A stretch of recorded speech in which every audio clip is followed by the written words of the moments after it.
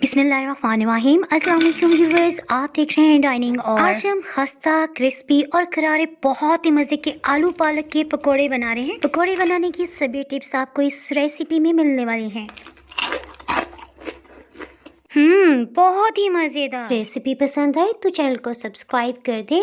Bell icon को all पे कर देने से आपको वीडियो का नोटिफिकेशन सबसे पहले फ्री में मिल जाएगा। इन मज़ेदार से पकौड़ों को बनाने के लिए हमने एक बड़े साइज का आलू लिया है। अच्छी तरह से धो लेने के बाद इसका छिलका उतार लिया था। सबसे पहले आलू को स्लाइस में काट लेते हैं। पालक के पकौड़ों को जब फ्राई किया जाता है तो इन पे बहुत जल्दी से कलर आ जाता है, तो इसीलिए हम आलू की बारीक कटिंग कर रहे हैं ताकि पालक के साथ साथ आलू भी गल जाए और इनमें बिल्कुल भी कच्चापन महसूस ना हो। नेक्स्ट हमने पालक की गट्ठी ली है और पालक के जोड़ों वाला हिस्सा काट के अलग कर देने के बाद इसमें हम जो छोटे छोटे पत्ते हैं ना, इनको चुन के अलग कर रहे हैं। बच जाने वाली पालक को हम ज़ाया नहीं करेंगे। चाहे तो आप इसे सालन बना रहे हैं और चाहे तो काट लेने के बाद पालक को अच्छी तरह से धो लेने के बाद आप इसे चाहे तो जिपलॉक बैग में डालते हुए फ्रीज कर सकते हैं। आपने देखा कि पालक के पत्तों के साथ साथ बारीक टहनियों को भी हमने काट लिया। पालक को हाजिर बनाने के लिए आधी चाय की चम्मच से थोड़ा कम अजवाइन और आधी चाय की चम्मच जीरा, नमक 1 चाय की चम्मच, लाल मिर्च पाउडर ये 1 चाय की चम्मच है और गरम मसाला पाउडर आधी चाय की चम्मच, अनारदाना 1 खाने वाला चम्मच भर के लिए इसे 2 से 3 पानियों में खूब अच्छी तरह से धो लेने के बाद छान लिया है। कटी हुई सब्जी में बेसन शामिल करने से पहले हम ऑयल को प्री हीट कर लेते हैं। बिल्कुल लो हीट ऑन कर दिए। पकौड़ों में अनारदाने के साथ साथ हाफ क्रश खुश्क धनिया का जायका बहुत अच्छा लगता है। बेसन इसमें अच्छी क्वालिटी का इस्तेमाल कीजिएगा। ये 11 खाने वाले चम्मच भर के लिया है।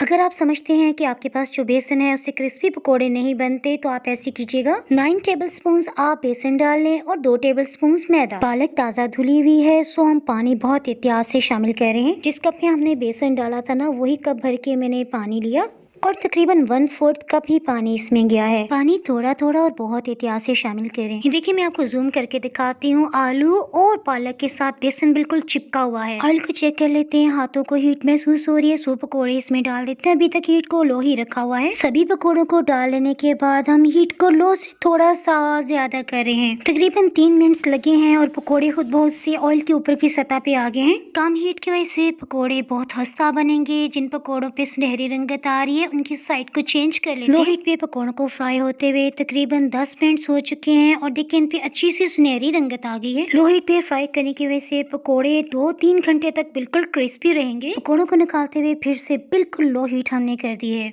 आवाज से भी आपको अंदाजा हो रहा होगा ये कितने क्रिस्पी बने हैं। पहले की तरह सेकंड बैच को भी हम फ्राई कर लेते हैं। अगर आप सिंपल पालक के पकोड़े बनाना चाहते हैं तो पालक पकोड़ा बाय डाइनिंग और सर्च करेंगे ना, उसमें हमने ऐसी रेसिपी बनाई है जिसमें बगैर पानी डाले हमने पालक के पकोड़े बनाए।